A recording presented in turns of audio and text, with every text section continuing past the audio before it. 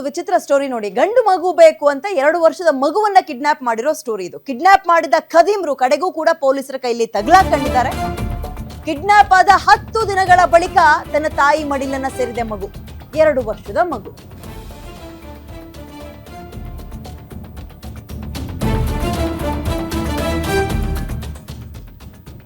ಎರಡು ಹೆಣ್ಣು ಮಕ್ಕಳ ತಾಯಿಯಿಂದ ಗಂಡು ಮಗುವಿನ ಅಪಹರಣ ಆಗಿತ್ತು ಅಥವಾ ಕಿಡ್ನಾಪ್ ಆಗಿತ್ತು. ಕಾರಣ ಏನು ಅಂದ್ರೆ ಗಂಡು ಮಗು ಬೇಕು ಅಂತ. ತುಮಕೂರಿನಲ್ಲಿ ನಡೆದಿರುವಂತಹ ಕಿಡ್ನಾಪ್ ಇದು. ಕಿಡ್ನಾಪ್ ಆದ ಮಗು ಬೆಂಗಳೂರಿನಲ್ಲಿ ಪತ್ತೆ ಆಗಿತ್ತು. ತುಮಕೂರಿನಲ್ಲೇ ಕಿಡ್ನಾಪ್ ಆಗಿರುವಂತಹ ಮಗು. ತುಮಕೂರು ಜಿಲ್ಲೆ ಶಿರಾ ಪೊಲೀಸರಿಂದ ಇದೀಗ ಇಬ್ಬರನ್ನ ಅರೆಸ್ಟ್ ಮಾಡಲಾಗಿದೆ. 35 ವರ್ಷದ ನರಸಯ್ಯ, 40 ವರ್ಷದ ಶಾಂತವೇರಿ ಈಗ ಬಂಧಿತರಾಗಿದ್ದಾರೆ. ಈ ಕಿಡ್ನಾಪ್ ಮಾಡಿದ್ರಲ್ಲ, 2.5 ವರ್ಷದ ಯುವರಾಜ್ನನ್ನ ಕಿಡ್ನಾಪ್ ಮಾಡಿದ್ದಾರೆ ಇವರಿಬ್ರು ಕೂಡ.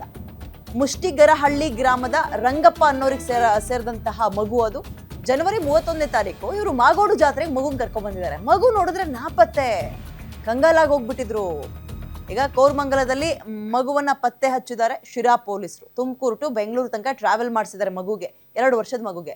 ಮನಸ್ಥಿತಿಗಳು ಅರ್ಥ ಮಾಡ್ಕೋಬೇಕು. ಇನ್ನೂ ಕೂಡ ಗಂಡು ಮಗುವೇ ಬೇಕು ಅನ್ನುವಂತಹ ಮನಸ್ಥಿತಿ ಹೋಗಿದ್ಯಾ ಅಂದ್ರೆ ಖಂಡಿತವಾಗ್ಲೂ ಇಲ್ಲ. ಇಂಥ ಉದಾಹರಣೆಗಳನ್ನ ನೋಡ್ಬೋದು. ಆಮೇಲೆ ಯಾರ್ದೋ ರಕ್ತವನ್ನ ನನ್ನ ವಾರಸ್ದಾರ ಅಂತ ಗಂಡು ಮಗು ಅನ್ನೋ ಕಾರಣಕ್ಕೆ ಒಪ್ಕೊಳ್ತೀನಿ ಅಂದ್ರೆ ಏನ್ರಿ ಮನಸ್ಥಿತಿ ಇದು?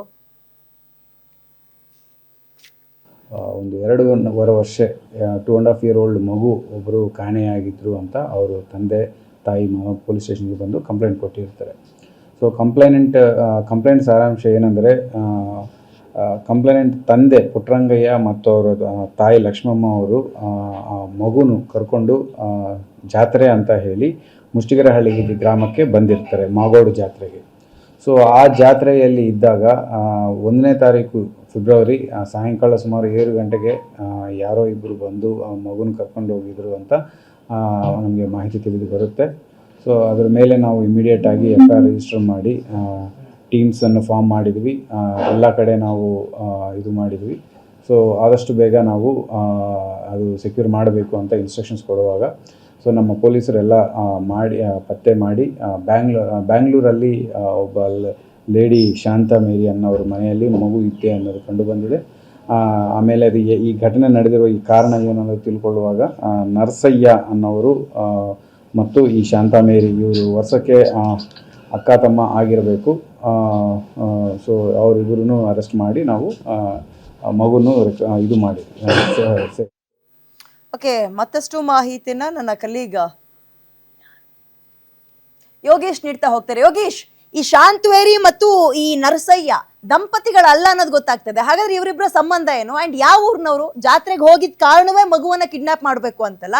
ಅಂಡ್ ಇದ್ರ ಬಗ್ಗೆ ಡೀಟೇಲ್ಸ್ ಕೊಡ್ತಾ ಹೋಗೋದಾದ್ರೆ, ತುಮಕೂರು ಜಿಲ್ಲೆಯಲ್ಲಿ ಮಗು ಮಾರಾಟ ಪ್ರಕರಣ ಸಾಕಷ್ಟು ಪ್ರಕರಣ ನಡೆದಿತ್ತು. ಆದ್ರೆ ಇದು ವಿಶೇಷವಾಗಿ ಪ್ರಕರಣ ಅಂತ ಗಮನಿಸಿದ್ದಾರೆ ಪೊಲೀಸರು.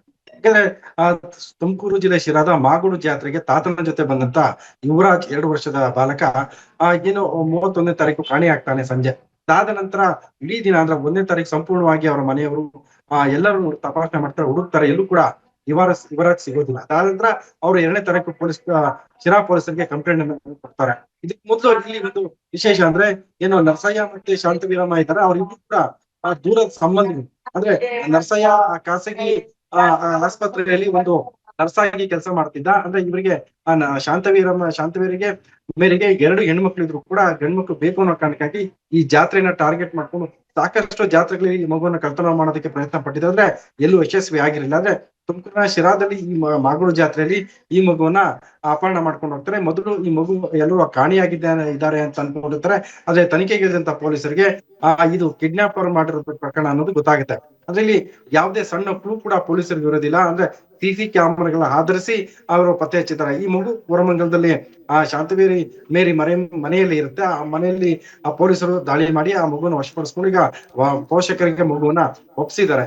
ಈಗಾಗಲೇ ಪೋಷಕರು ಮಗುವನ್ನ ಸ್ವೀಕರಿಸಿ ಆ ಪೊಲೀಸರ ಕಾರ್ಯಕ್ಕೆ ಮೆಚ್ಚುಗೆನ ವ್ಯಕ್ತಪಡಿಸಿದ್ದಾರೆ. ಥ್ಯಾಂಕ್ ಯು ಡೀಟೇಲ್ಸ್ಗೆ ಯೋಗೇಶ್.